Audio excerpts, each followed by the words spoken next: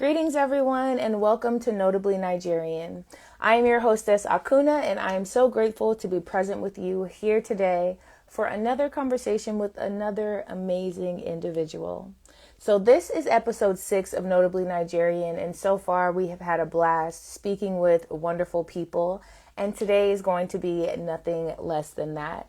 We are welcoming on a special guest by the name of Adaobi, and she is a multidisciplinary artist. She is a spoken word artist. She does poetry, she does music, and she just truly embodies artistry in everything that she does. There's like a freedom and liberation that comes out of her that is so beautiful. So I'm so excited to speak to her today. Let's go ahead and welcome her in. So we were having tech issues before. Let's see if those get sorted. I trust that they will.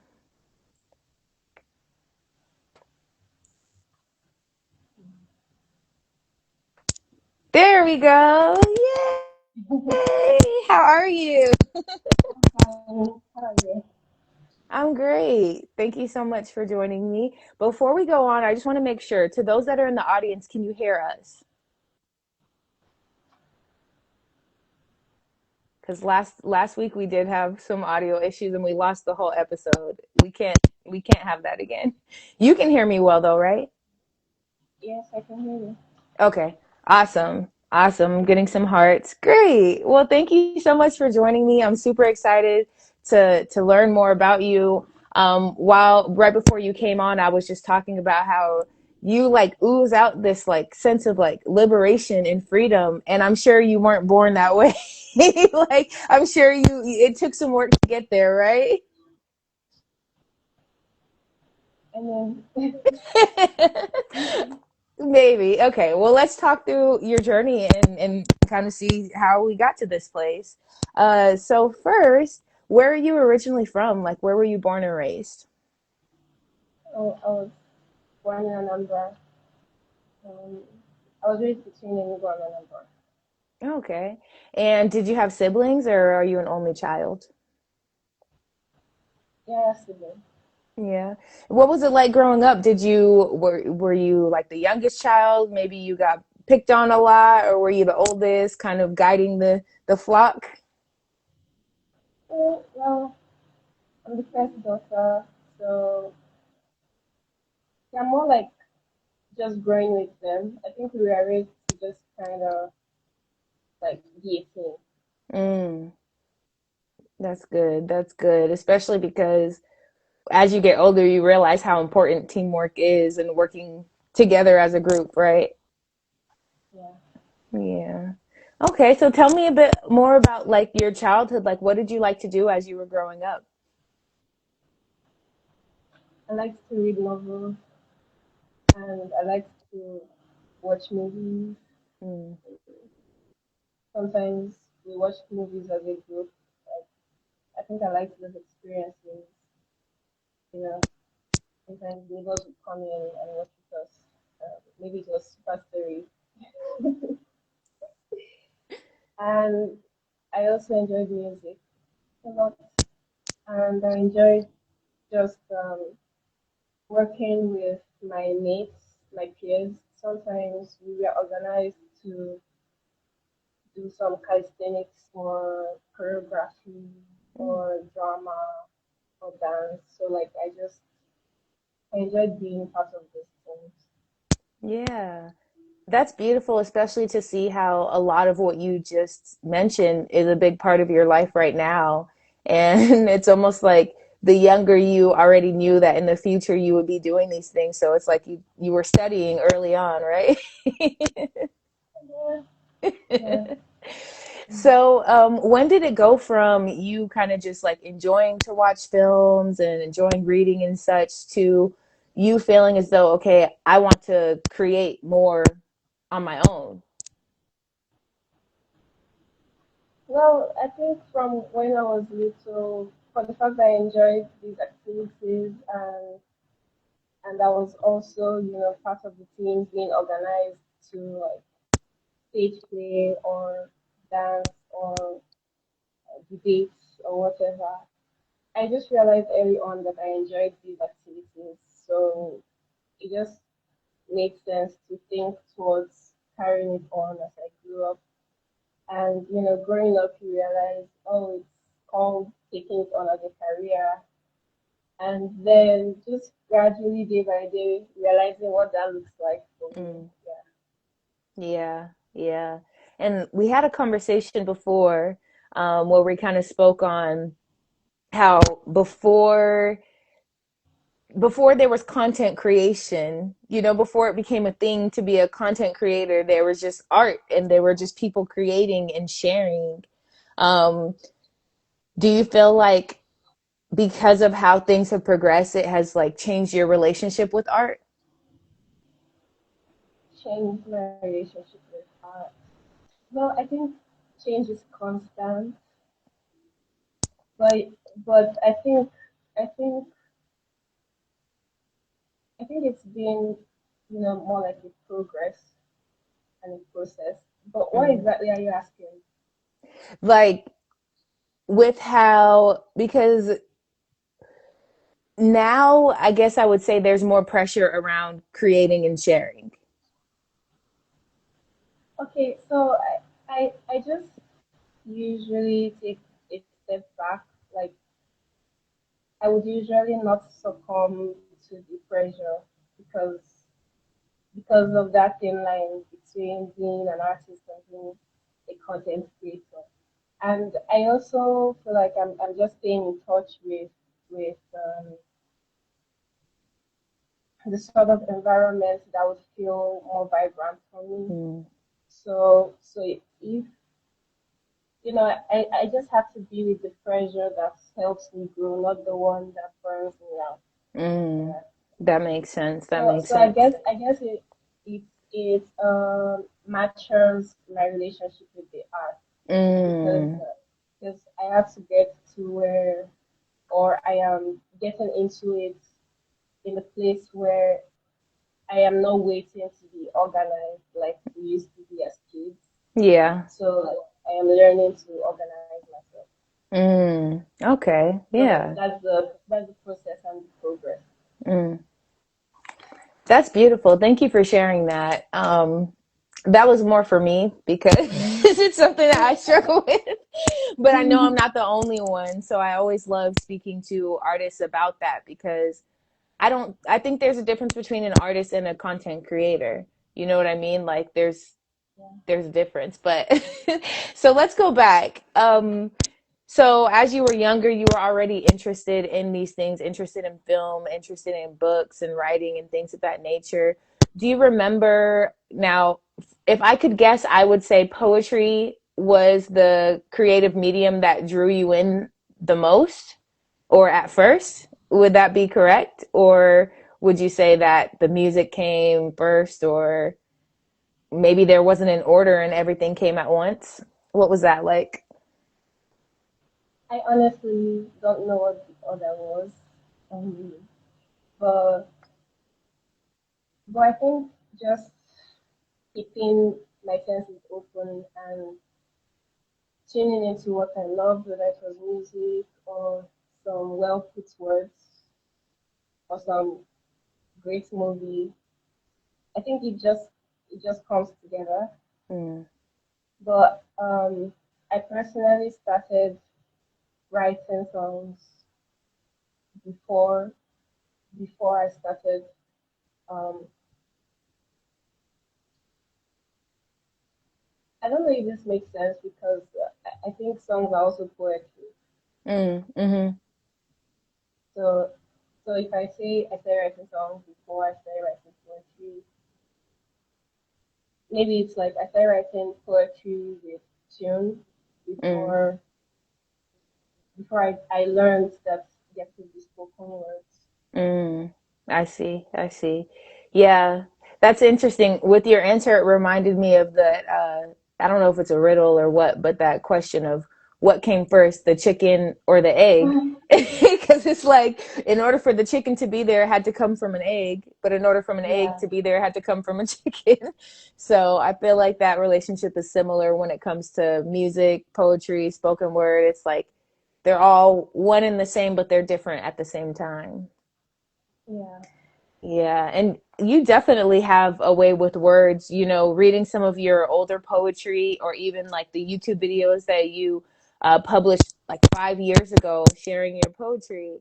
And I wanted to read this quote of something that you wrote late last year, is about 7 months ago, about you making music, and it was just so beautiful and touching for me. So I have to read it to our audience today and to you. So you Okay. said, making music was first for my heart, then my hunger grew wild enough for my other hearts, the ones beating next to me, nearer to me, around me, far across from me, being connected to the one big heart that is all of us. This is the music of life. Oof, we gotta let that breathe for a second. I love that so much. I had to read Wow. that and then read it again and then leave and come back and read it again because I feel like the hunger, and it wasn't just a hunger like I want to eat something. You said it was for your heart, and then your hunger grew wild enough for other hearts. Oh, man. Okay, sorry. But tell me what the process was like, because for me personally, I have found that within my artistic or creative journey, sometimes you hear the call and you don't answer. Sometimes you're hungry and you don't allow yourself to be fed. Can you tell me You about, exist. yeah, can you tell me about maybe some of your experiences with times that maybe you felt that hunger and you didn't answer the call, and what it felt like? Like what made the time that you actually did, when you said it grew wild enough to kind of like spread like a wildfire, what made that passion strong enough? Do you know like the distinct reason why you said, okay, I must do this, versus times when you might have ignored that? Sorry, can you repeat the question? My questions are so loaded sometimes. I'm sorry.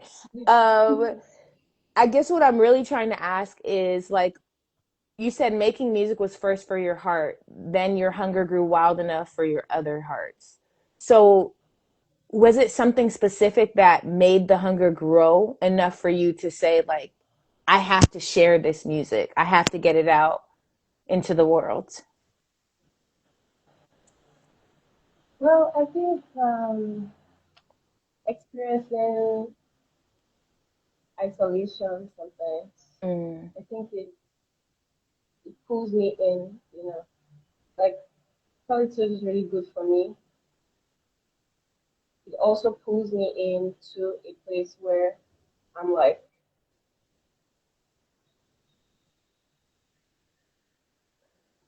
what do you say, cooking? mm, What do you say, cooking? So like, I'm like, so I'm like, so like I'm baking up, and you know, it gets too hot, and I'm like, okay, okay, this has to go out. mm, mm. Okay, I'm ready to be out. I'm ready to Yeah. share this. Okay, this is not just for me. This has to blow up. Okay, Yes. Yes. I have to go past this tears. I have to go past this walls. Yeah. This walls. What are these walls? We gotta put them down. How do we pull these walls down? And Right. I just feel like my heart is beating, and it's like I gotta move. So like, Yeah. yeah. So I Yeah. mean, so I just have to go out. I just Yes. have to go out. So I think life Mm. has a way of taking me around. Or I think not just me, but like each of us here to experience this universe. It Yeah. has a way of taking us round, round around the merry-go-round. Yeah. We all fall down. All of that. All of that. Yeah, so we get some time with the grass, like and get up again. Ringer, ringer, roses, a pocket full of roses. Yeah. Yeah, I fish. tissue, we all fall down. So it just comes back again, and Mm-hmm. cycles and cycles. And Yeah. the first time is not the same with the next. Mm-mm. So I think it's these experiences, um, they just take me back and remind me why I'm here, Mm. and remind me of how much we owe each other love. Mm. And then these gifts that I can't explain, or these melodies, or these words, or these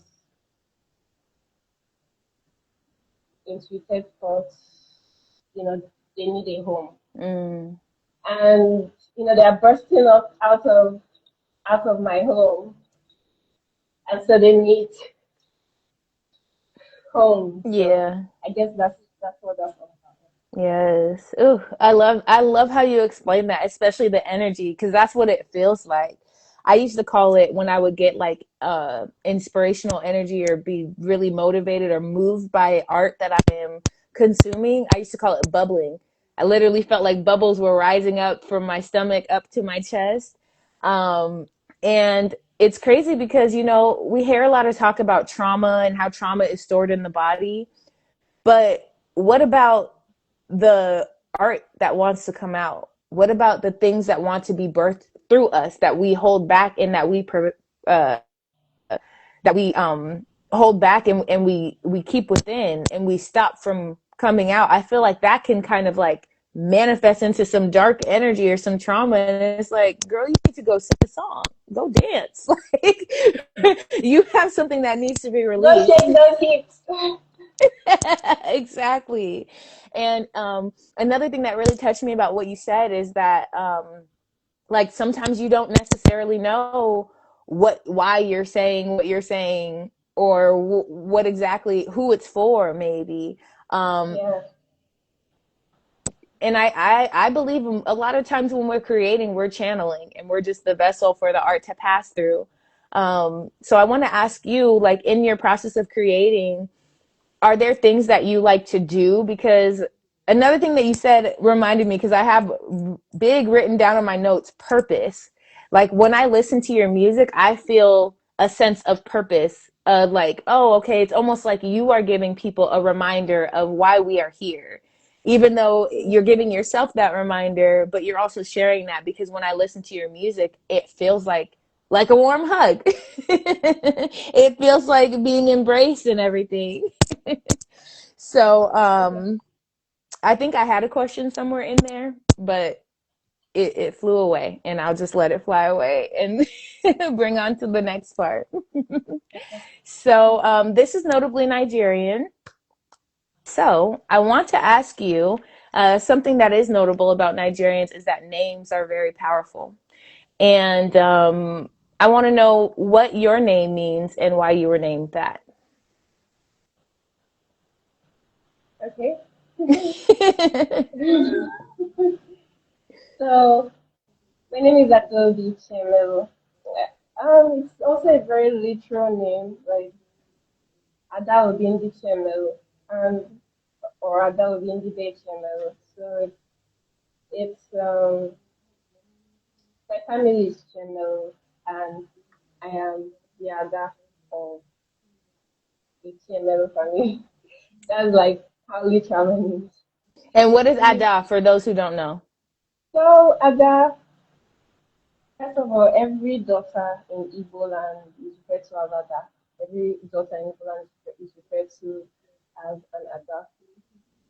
Now, the first daughters are usually named Ada, and then a suitable suffix could be Adobe, like mine, or Adeze, or Adana, or Adako, as the case may be. So, or Adane, Adania. So, yeah, so Ada means daughter, basically. That's how it's, I mean, it could have other meanings, but the most referred to meaning, or the most relevant meaning, is daughter. Now,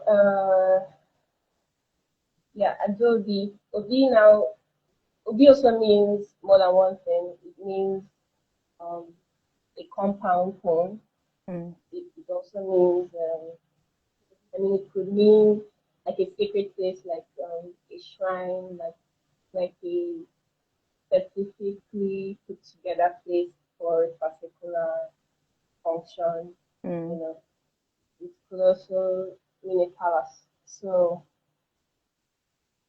whatever Obi means,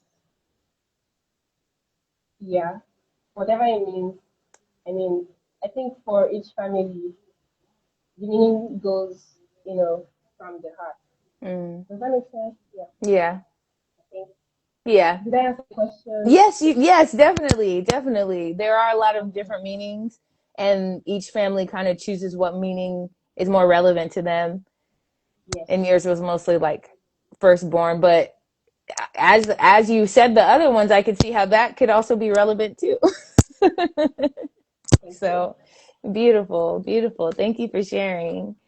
So I know I mentioned some of your older spoken word pieces that you shared on YouTube about 5 years ago. Now, do you remember the first time that you like performed poetry for people in person? Oh, I mean, first time I performed poetry for people in person. I think I was a child. Mm, Um, yeah, yeah, I was a child. So if Catholic poetry counts, then it was Catholic poetry. Because the responsorial sounds, I was like a child, maybe like 5 or mm, 4. And but poetry, as in West African verse, as in David Diop, my Africa, my Africa. mm, I think it's the first poem I remember performing. I think I was 9, mm. and we had like Children's Day at NCA. So yeah, I had to memorize it. Well, I enjoyed memorizing a lot, for functions with my classmates, and yeah, it was fun. Yeah. Africa, my Africa, Africa of proud warriors and ancestral savanas. The same thing from Yeah. Africa of whom my grandmother sings. In the depths of her something river, I have never known you. My blood flows in your veins. Her dark blood, something. It's awesome. Mm, I love that poem. I think it first um brought the realities of slavery, mm, introduced that to me before I mm, watched Roots. mm, Yeah, yeah, because I can't think on the hunger the distance mhm, creates. So that Africa, my Africa. So this person hungers for an Africa that they had left behind unwillingly, mm, and they have memories of their grandmother singing of Africa. So you have a young one, probably 5, 4, at the feet of their grandmother, and their grandmother is singing some old African things. mm. But my blood flows in, but her blood flows in my veins. Her black blood spills over the fields. The blood of her sweat, the sweat of her soul, the soul of her Mm, slavery, the slavery of her people. Africa, tell me, Africa, are you the back that bends? mm. So Wow. it's it's so full of imagery, so much imagery that my young mind didn't completely understand, but the same song quality of the poem kept it in me.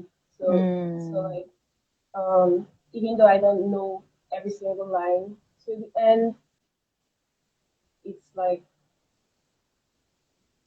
that meaning that meaning stays with me. mm, mm. Wow. Yeah. That sounds like a very, very powerful piece. And I actually started getting chills as you were speaking of it because when I was in high school, I wrote a poem called My Motherland. And I had stanzas that sounded similar to what you were saying. I said something about like the packed dirt that my ancestors danced on with bare feet and full hearts, or something like that. And I was like expressing this desire or this hunger to like know more of my ancestry, to know more about my history and my culture.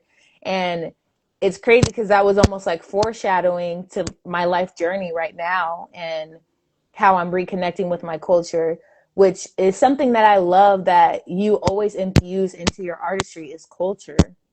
Like even you using, I always forget. Can you remind me the name of the instrument that Okay, the farm piano or obaka.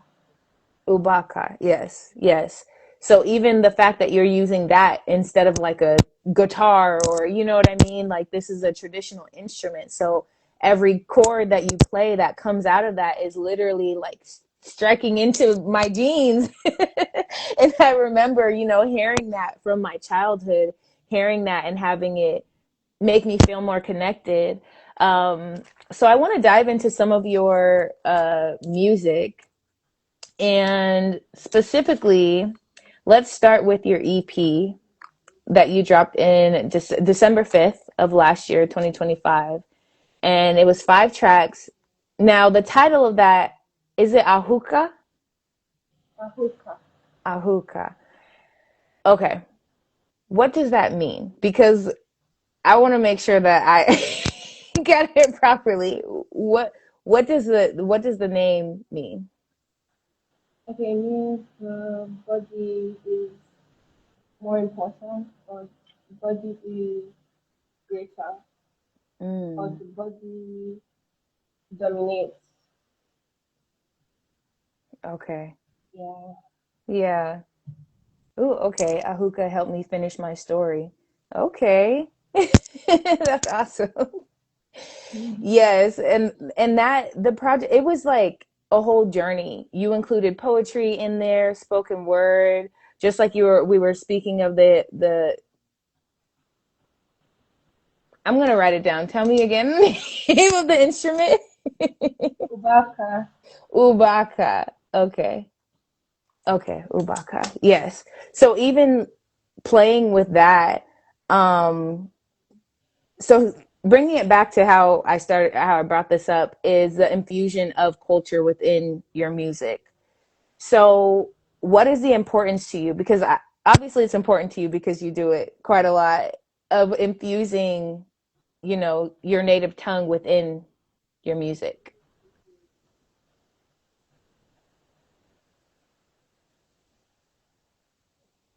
Sorry, did you ask me a question? Yes. What is the importance to you? Like why is it important to you for you to infuse culture and like Igbo into your music? Oh, why it's important for me? Yeah.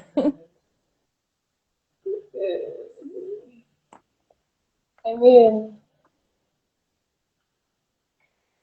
I don't think I've thought of it as being important for me, or maybe I have. I think it comes Mm, like it literally just comes, like it has to be there. Its presence is I can't do without it. I mm, think from the time I was little, I've always been curious about like culture and our spirituality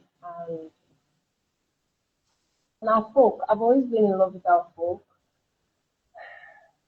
I've always begged for and sought out our folk songs, everything. So there's never been this sort of discrimination for me. Like I've never been like, oh, Igbo songs are better for me. I don't want to hear village songs. I'm a village.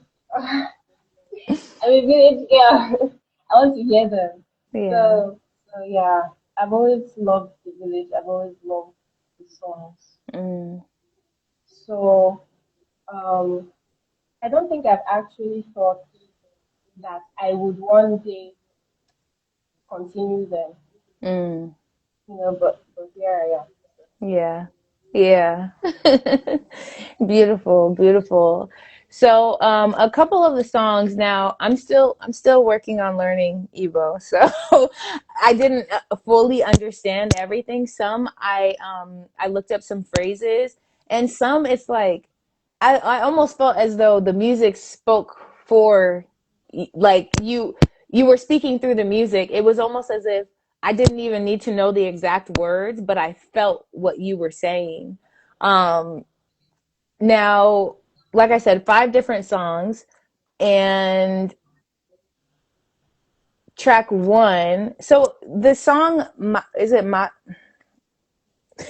Mosquam. Yes, thank you, Masokwam. Masokwam. Yes. So, Maosokwam.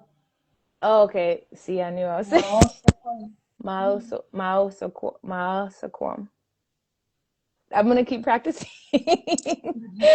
But so that song, oh my gosh, that song is like from the opening, just like I promise you, just like you said that poem, even if you don't know all the words, it stays within you. From the moment that I heard that, that melody has been in my being since then. And I believe the meaning of Mao Sakwam Ma is I know who I am, or I know my identity. Is that correct?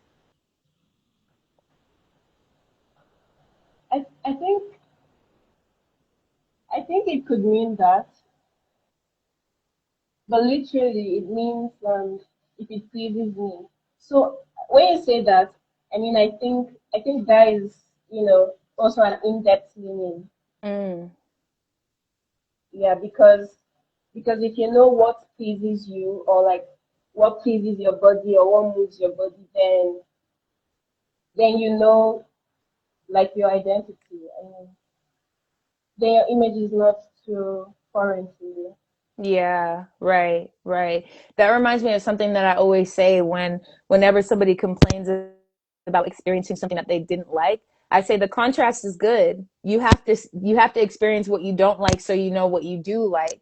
So you know what you will not accept and things of that nature.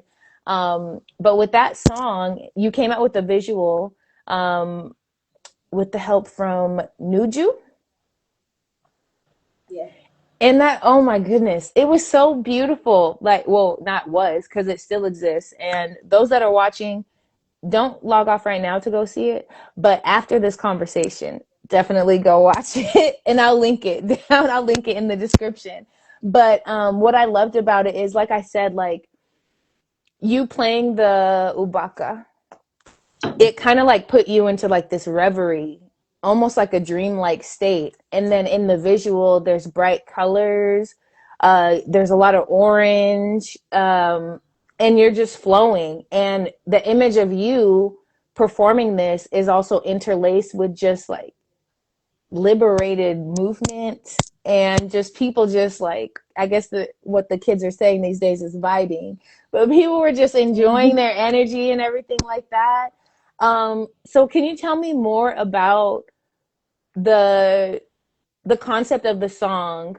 I feel like, again, I'm kind of getting the gist of it from the feeling, but I don't know what the lyrics are, what exactly is being said from that. So can you tell me more about what you were expressing within that song?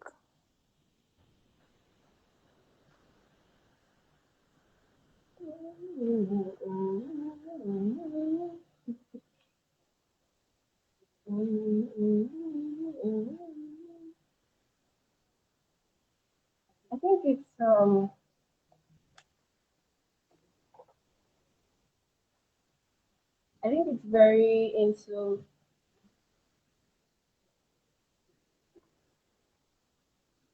what does my body what does my body say yes to? Mm,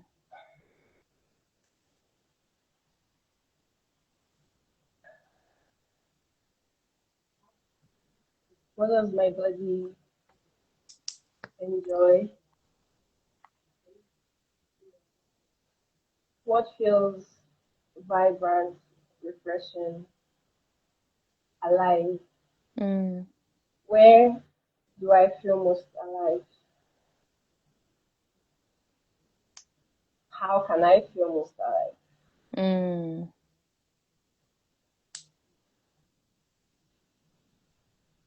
And like you said, we experience what we don't like to know what we like.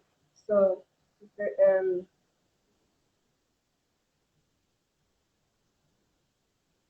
so it's very, spiral. Mm. No, yes, no, yes, no.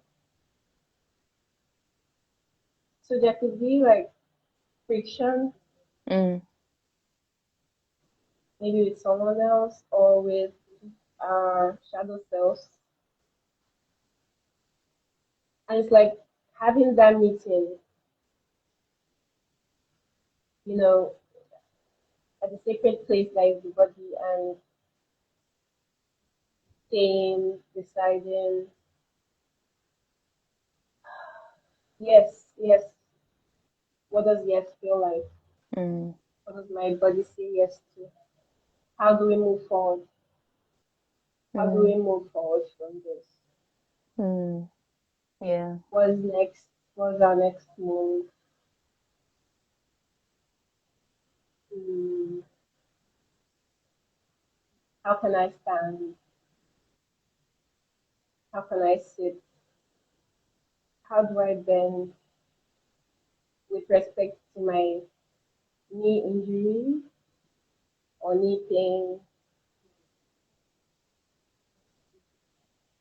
What does forward feel most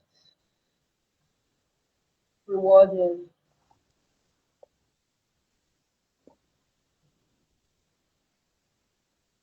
What does it feel most rewarding? Like, um,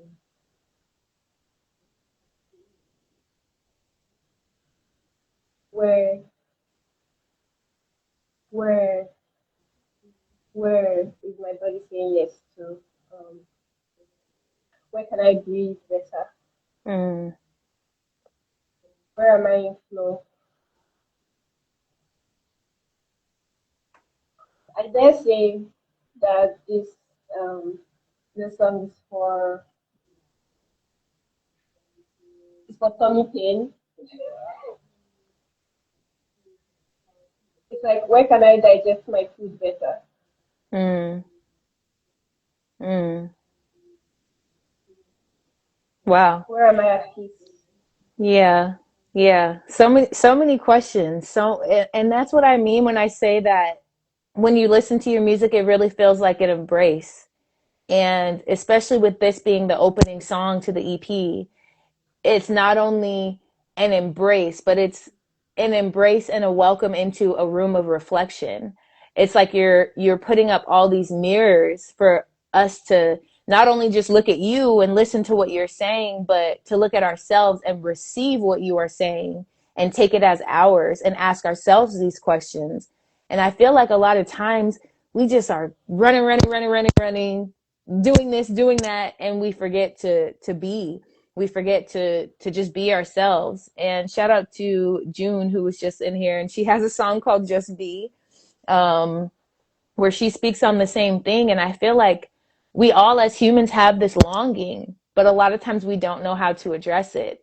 So it's such a beautiful thing that you opened up your EP with a song such as this to welcome people to reflect in that manner. So thank you for that. That was beautiful. Now, again, a five track EP, and I wanted to ask about track number 4, called Agnes. My grandmother's name was Agnes. So when I heard that song, I started crying because it caught me off guard. It caught me off guard to just like hear her name. And it's another parallel is when we were speaking about track 1, you talked about well, actually, I don't know if it was when we were speaking about track 1, but you talked about a child being at the feet of, no, it was before that, being at the feet of the elder or of their elders, maybe hearing a grandmother or something sing a song. And my grandmother, Agnes, that was the only grandparent I ever met, like all of the others transitioned before I was born or when I was very, very young. And she used to sing this tune that sticks with me. I have no idea what the words are, but I can hum it like with my eyes closed and my mouth closed too. So, can you give me some more background about that song and the concept of it? Happiness to one ball, happiness to one ball, happiness to one ball, and happiness to one ball, happiness to goodness.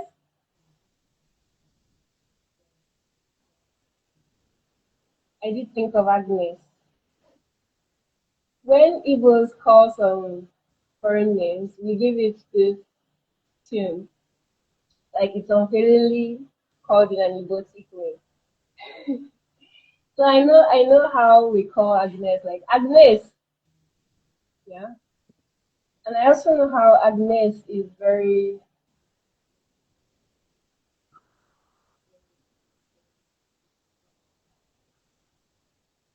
similar in tone to Agnes. That's the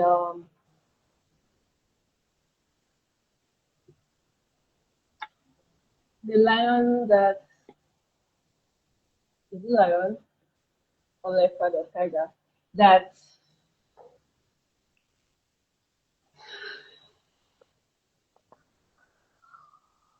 the morphs. I was Mm, going to say sheep. It's like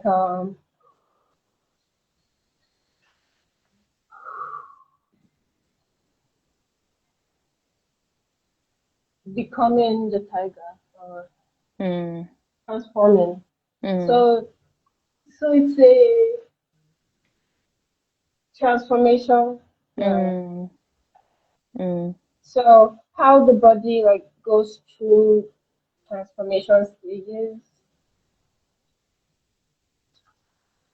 and how like we are known warriors and being a warrior you have to be like very in tune mm, mhm, with the body song, the body rhythms, like when you sleep you stay in touch with your body to know like when to land. yes. You're always in tandem with the earth, Mm, with the field, with the grass. yes. So Agnes is very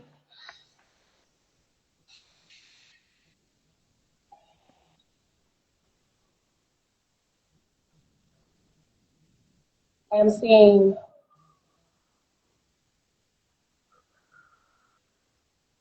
the warrior is Mhm, in touch with the fields, is in touch with the lands. So I think at some points in our lives we are initiated into the warrior. mm, We have to fight for something, stand for something, speak for something for ourselves, for things other than ourselves, for our place, for our homes.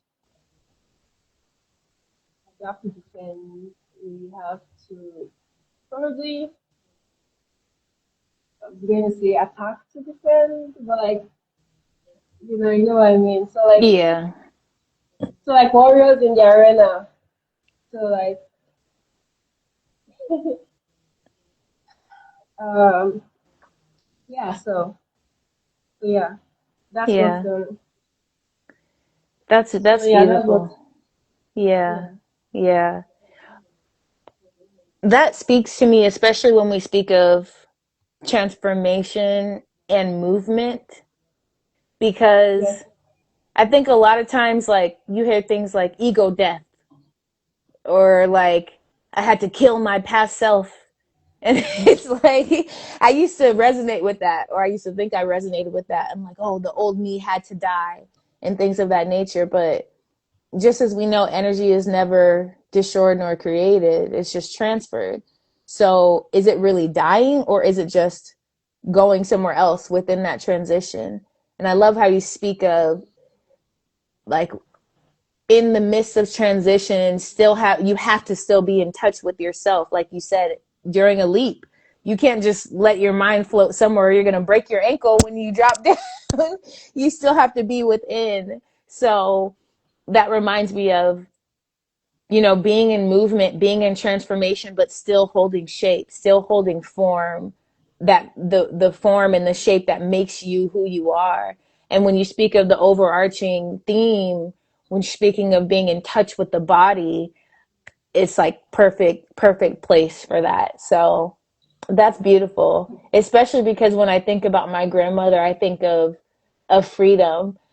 You know how sometimes parents can want to live vicariously through you, like you have to do this or this or this. It's Yeah. like my grandmother, while she would say it, there was always this like feeling of no matter what I do, she'll still love me. She'll still care. Whereas some of my aunts, I'm like, wow, if I didn't become a doctor, they might disown me. so, Yeah. so yeah, it's definitely a beautiful song. Thank you for breaking that down, for me. Again, in my notes, I talk about the the embodiment of like liberation that I feel from you, of allowing yourself to be. Even the fact that as we're speaking, you're allowing your word, you're actually being intentional about what you're saying. You're not rushing to answer. You're letting it flow through you. Um, Now, this is something that I brought up a little bit earlier, but I think I asked it in a weird way. But would you say that you've always kind of been like that? Or did you have to kind of like break through some sort of shell? You know, how some of us may be more reserved, and then something kind of radicalizes us to make us realize that it's okay to be more free and to be more fluid and to be more liberated. Um, was it just your overall life experience, maybe through the transitions and the solitude that you mentioned, that allowed you to be this way, or would you say you've always been like that?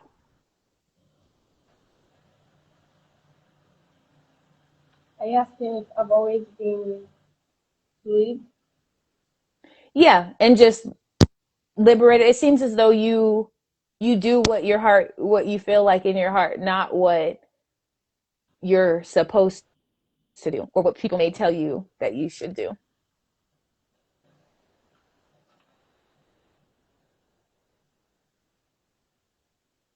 Huh. I think I've always been like that. I think if I have not been like that at some point, then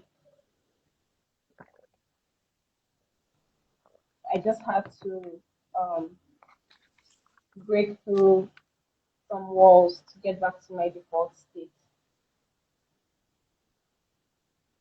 Mm. Um, I don't know. I've not intentionally asked myself this question before. Mm. So, um,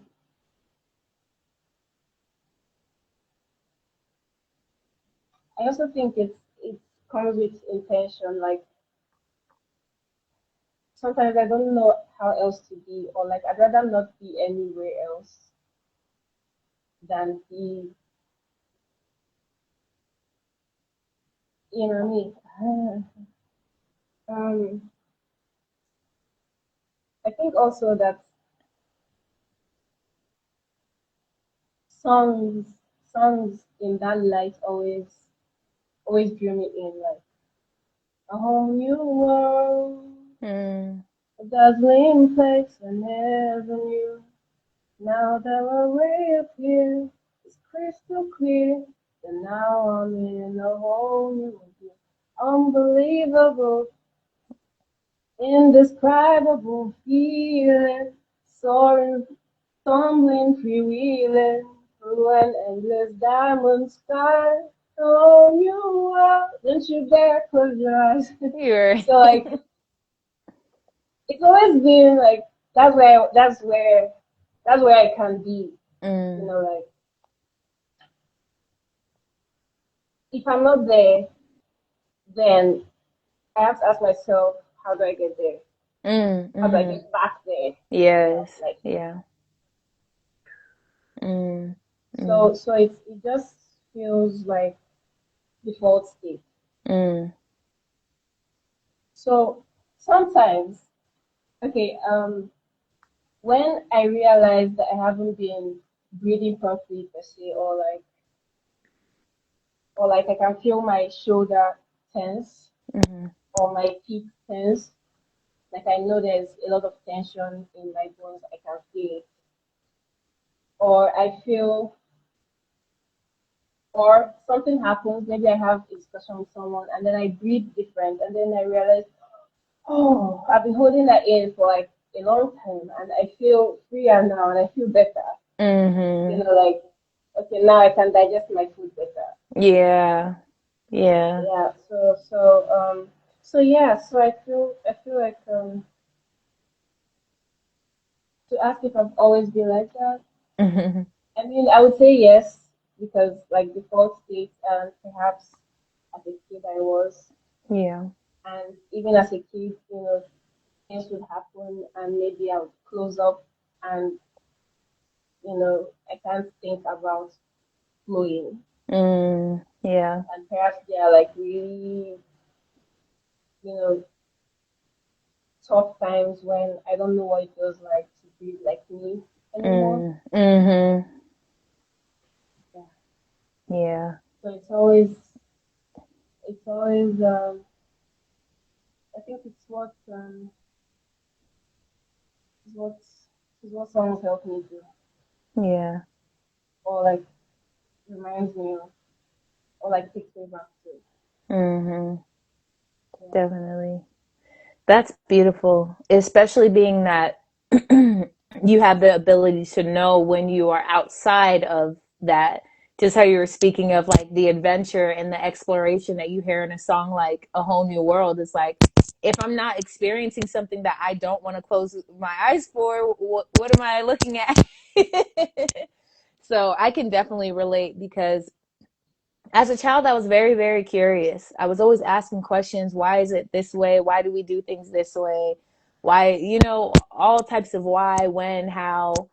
And I feel as though since my parents immigrated to the United States in their like 20s, 30s, they were trying to like assimilate to this new culture. So to have a child like me who was always asking all these questions and trying to go against the grain, they're like, sit down, be quiet, like stop. You're drawing too much attention to yourself. So I found that after a while, I started to close up and I lost some of my curiosity. I just started to kind of like sit quiet and just that's how I got in my head so much.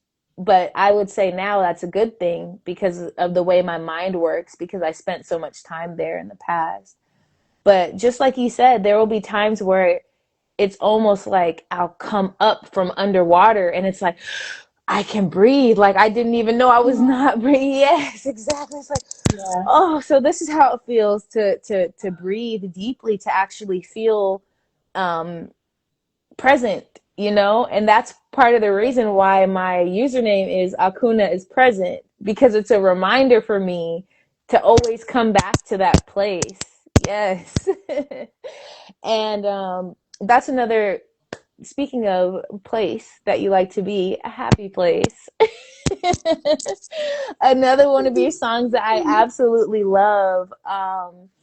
It just has this like happiness sound to it. It feels like being in a happy place. It feels like a magic carpet ride, and you're speaking on relationship with another person, but within the relationship with another person, you're also speaking about relationship with yourself. And it's such a beautiful thing. I find that a lot of your work, whether it is your acting, your music, or your spoken word, it deals with relationships with self, relationships with others, relationship with God, relationship with the world. And it's such a beautiful thing because that's the basis of our existence, is how we relate.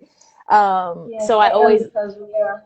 yes, exactly, Ubuntu. And it's like coming together And we have to do that self-reflection in order to be able to reflect on us being a part of the whole. So it's such a beautiful thing. I really like the visualizer you did for Happy Place with Third Eye Studios too, because it was just like intuitive movement, and it was just like I said, I always feel that liberation coming from you, and it's like an invitation to take off whatever mask one may be wearing and to just be themselves. You know what I mean? Especially in a day and age where it seems like so many people, it's become normalized to be something other than yourself, or to parade as something, whether that's by dressing differently or putting on different things or acting a certain way or talking a certain way. So um seeing you be authentically you is very inspirational. um I want to go back a little bit and talk about your EP again, because something that I noticed is how raw it is. Like, I don't think I've ever heard like a lick of auto tune, or you know how some things just sound so polished, and it's just like so polished to the point where it loses its personality. So I love that you have you can hear you breathing. You can hear your breath in the music, you know? You can hear when you're picking up your instrument. So I want to ask you, did that just like, was there a specific, was that, well, I believe it was intentional, but what was your thought behind, okay, I'm not going to edit out my breath. I'm not going to edit out the me picking something up. Like, you can hear it all to the point where if you close your eyes and listen to the EP, you would think that you were right there performing it.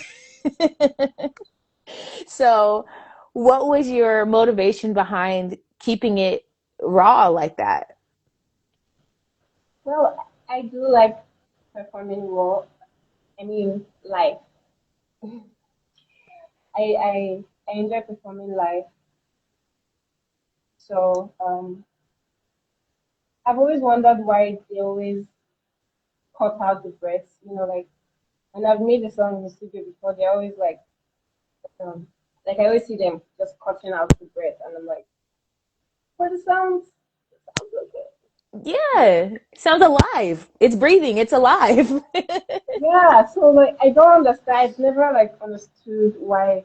So you know, taking charge of the EP and deciding to create it like that, I just try to listen for what I what felt good. Hmm. Did it feel good? Then I leave it there. Hmm. Um, yeah. So and yeah, I performed them live. So I didn't. Yeah, I think they wanted to come out that way, at least for this EP. Hmm. Yeah, yeah. That that's a beautiful thing that I feel like gets so overlooked these days. Like, I feel like a lot of times so much is just so edited. Everything has to be edited. Edit this, edit that. Oh, you have a mark on your And I face. Go in hate Photoshop. Remove the yeah, pimple. and I yeah, and I hate auto tune. Oh, I hate they remove the pimples. Yeah, I I mean, don't. And I think what what people happened to don't. texture? Right, exactly. Like, I think it's become normalized to a way where it's starting to seem like it's mental illness to normalize that, because what happened to authenticity? What happened to realness? Like, yeah, my eye, it's a little bit darker right here. That's how it's supposed to be. It's skin. Like, that's what, but I understand everybody has their preferences, but it's getting us further and further away from nature. And that's not a good thing. That's not a good thing. So I want to give you flowers and appreciate you for expressing in a raw and authentic way, because we see so much inauthentic that I think it's starting to affect what we see as as as what reality is. For me, for example, back in 2020, I remember there was this filter. I used to use Snapchat, and there was this filter called Baby. And I always used to use this filter. It had a little heart at the top. I loved the filter. And then one day I looked at my picture without the filter and my picture with the filter. And my natural picture, I'm like, why do I look like that? I look sick. I'm like, when I realized that I said that in my mind, I just never used the filter again after that day. Because I said, wow, this has literally changed my concept of what I'm supposed to look like. Now, when I see myself natural, it seems to be a problem. Let's see. Temi says natural is authentic. Exactly. And I feel like a lot of people are losing, what's that thing they say these days? Losing the plot. The plot is is authenticity and natural. So thank you so much, Adobe, for that. Now, I know we're getting close to time. I could literally talk to you for like 5 more hours, but I'm going to cut down on some of the things that I wanted to discuss so that we don't stay on here for far too long. And we'll definitely have to have another if you're open to it. First, I'm going to ask a couple more notably Nigerian questions, and then I want to talk a bit about your acting. And then if there's anything else you want to add from there, we can. If not, then we'll close off with that. But so, notably Nigerian. If you were gifted a round trip ticket to visit any African country for 7 days, what country would it be and why? Uh,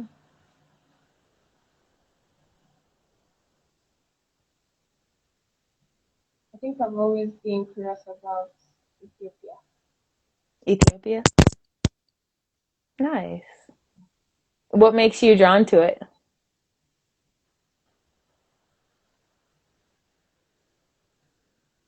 Its history, Hmm.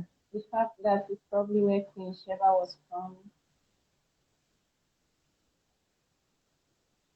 um, and I think I'd like to learn more about its history and see what the city is like in today's world Mm, mm. and see the old buildings. Yeah, yeah. Another thing, I I think it's mean, so cool. I want to go to a lot of African countries, but Right? yeah, but I would just say Ethiopia for the purpose of this life. Yeah. Got it. Yes, this one, yeah. Right. Another thing that's really cool is that they're in a different year. I think they're like 20 years ahead or no. Hold on. I have to know. I have to know right now. Hold on. It is okay, I lied. I thought it was going to come up easily, but it's not. I don't know. Okay, but it's a different year over there, which I think is really cool. That's it. 2018. There we go. It's 2018 over there. And that makes you wonder about like, okay, time. If you're saying they're in a whole different year, that's interesting. But okay. Another question. What is your favorite Nigerian food and or beverage? Hmm. Okay, I would say Nigerian food, roast yam, roast plantain Mm. with oil, with okbaka and akukwanya. What's akukonya? Garden Is that egg fish? with garden egg Oh, with yeah, okay. Nice. Okay. yeah, I have to try it one day. I don't think I've tried all of it, but oil bean, that's uba. okbaka, okbaka, yeah. Yeah, she Oh, calls it okay. bean.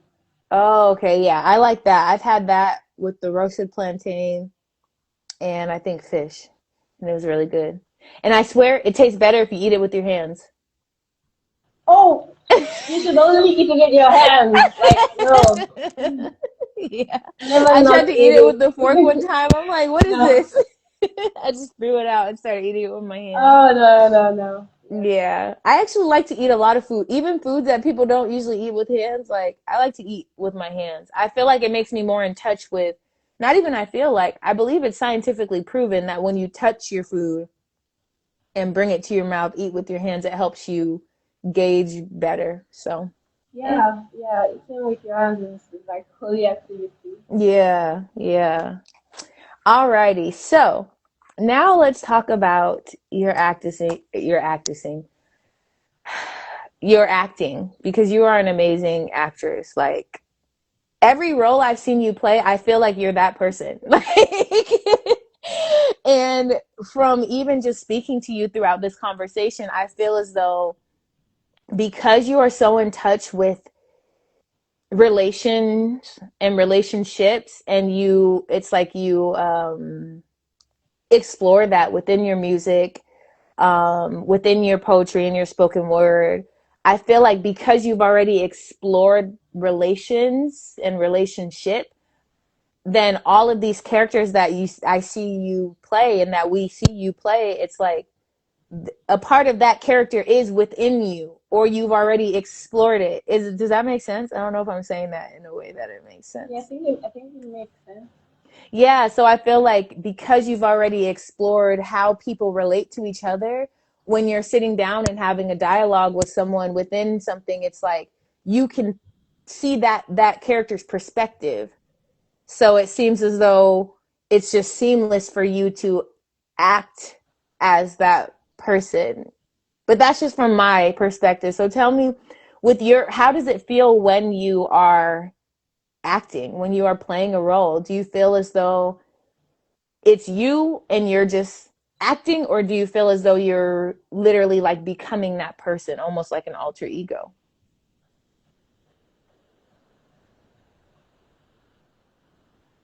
Oh, I feel like in that moment I am becoming that person. You know, like I'm pulling out their character from me. You know, Mm, like,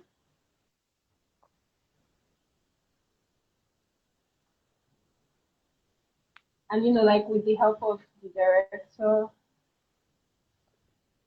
I get into what the character is like, or like how the character takes charge or breathes in each moment mm, and what motivates them. yes, yes, right. So basically, whatever it takes to get me there, you know, yeah, Yeah. whatever it takes to get me there, you know, like do some reflection, take some notes,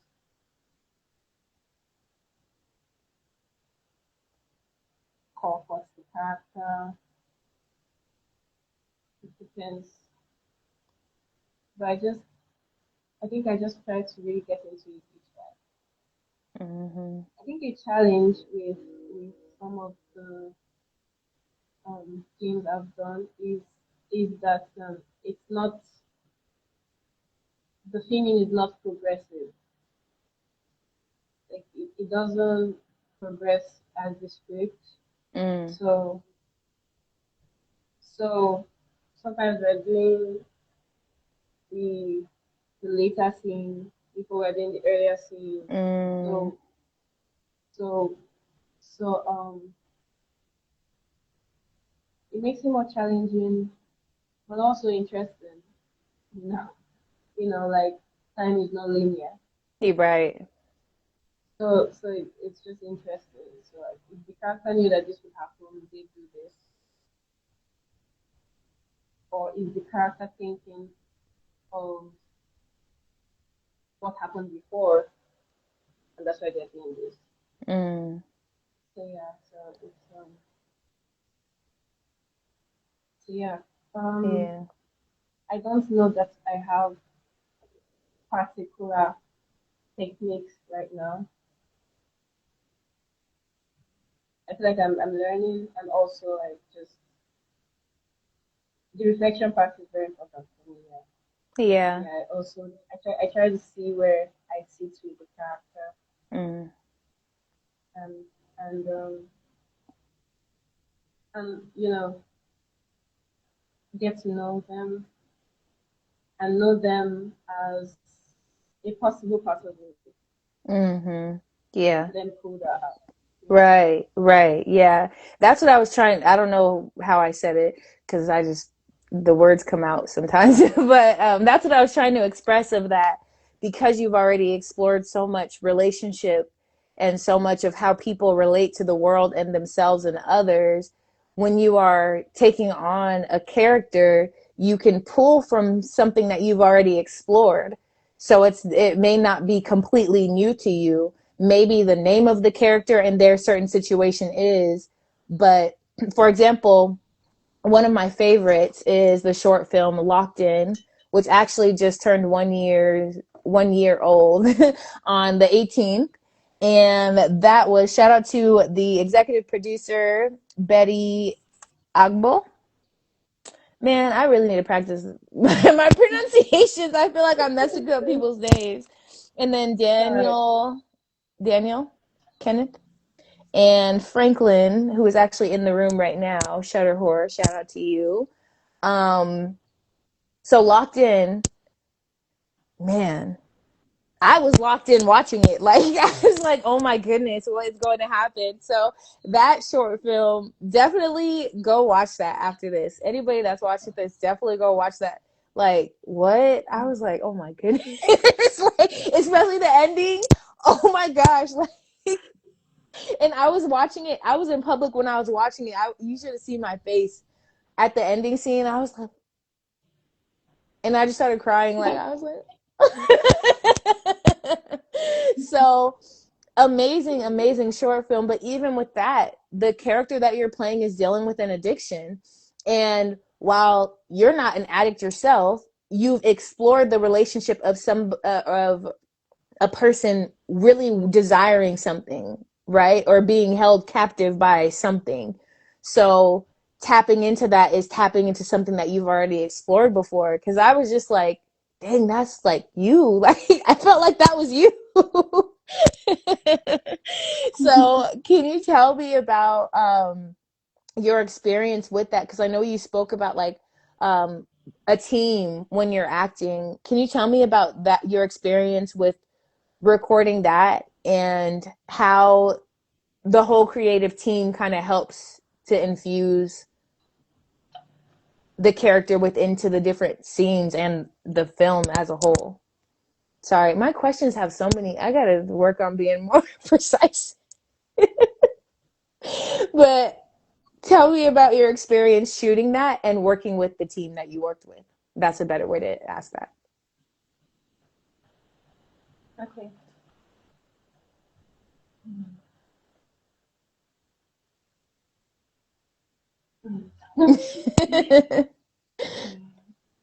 So, I mean, experience shooting that.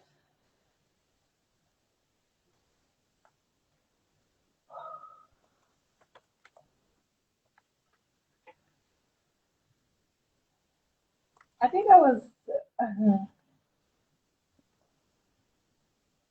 I felt like I was being put out of my comfort zone, Mm, and we had to work late for mm, some of it. So we had to stay up and we had to repeat takes. And I mean, it was fun in retrospect, but then it was tiring. But like,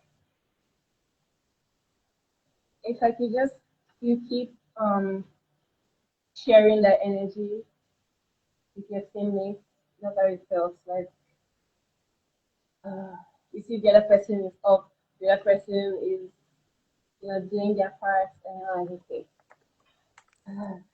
let's do it. Let's do it. So like yeah, it's very it's kind of breathtaking, like literally. But holding hands, by holding hands, I mean like doing it together, doing it as a team. It just keeps pulling you back to that space and pulling you back to why we're doing this. mm. like we need it at this time for this reason right now, and then we go again, and you know that you're tired, but like just that was how my experience was like. Like I was tired for some of it, for some of it, Yeah. for most of it. But it also made it interesting and Right. funny, slightly, you know. I Yeah. don't I just remember being really tired and having to sleep and then wake up and take some shots. And yeah, it was a good experience. Yeah. Everyone was lovely. We were a small team, we were tight. And everyone was calm. Yeah. Yeah. And it's crazy because you saying that, I would have never thought that. I would have thought you had all the energy in the world because of how the emotion that comes through from the film, and even like the different details and different things that you could see at different times just kind of adds to the story. So it was definitely a beautiful thing. And like I said, you really embodied that role beautifully. Like in the beginning, I'm like, are you a pastor? Like, what's going on? Like, are you really a pastor? Like, you're really preaching that sermon. So it was such a beautiful thing. And even other shorts that I've seen, that you worked with Franklin on as well, were beautiful. And every single role, you make me believe like you're that person. Like I think of even like the greats like Denzel Washington. When you see Denzel Washington playing a character, it's like you believe that's him. And that's how I feel about you. So definitely keep it up. I know you said you don't have certain techniques, but whatever you're doing, I think with just you as a person, you as a beautiful soul, the way that you explore within your artistry, it really, really makes an impact. So thank you. Thank you for that. Yeah. Thank you. Yeah. So I know that we're quite over time. We're definitely going to have to catch up again. I do want to bring up one last thing because I know this is a really nice, tangible way that people can support. You released a poetry book called Purple Heart last March. And I wanted to read another quote that you put. I won't read the whole description, but one thing that you said is, these poems are built to riddle you in. You are made welcome to watch another old love story turn into a battle with self. And that is exactly what we're talking about with the relation of, like, your exploration is like, I want to be a part of that journey. And the way that you express and create and share with the world, you're allowing people to be a part of that journey. So, again, I want to give you flowers for that and let people know that Purple Heart is available. The ebook is available online for purchase. So go buy it. Is there Thank anything else you. that you wanted to talk about before we close out? No. No? Okay. Until next time. Well, Thank can you you. just let us know what are some other ways that we can support you, find you, connect with you? Uh, Subscribe to my YouTube and follow my music. Awesome. And available on streaming platforms. Um, YouTube channel I will tag as well. And yeah, thank you. Thank you so much. As you can tell, I am a supporter of your art and your creativity, and I'm so grateful that you were able to join me today and that I was able to learn more about, and that the thoughts I was thinking were not like way out there. But yes, I really appreciate you for joining me, and we're definitely going to have to do this again. Thank you. Yes, my pleasure. Have a wonderful rest of your day. You too. Peace.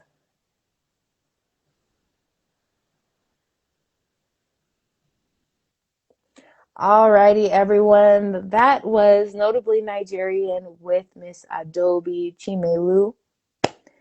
Wonderful conversation. Amazing. As you can see, her artistry is like really, man, it's crazy because I want to say that it's really solid because it has such a strong impact. But I also want to say that it's really soft because of the fluidity and the way that she allows herself to like flex and transition and move. You know what I mean? So I hope that makes sense.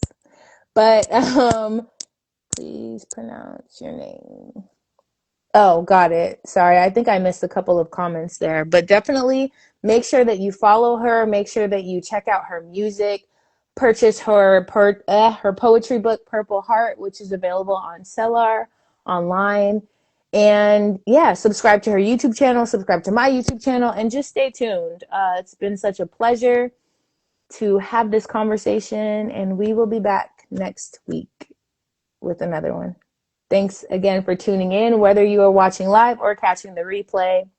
And I'm sending so much love to you wherever you are. Peace.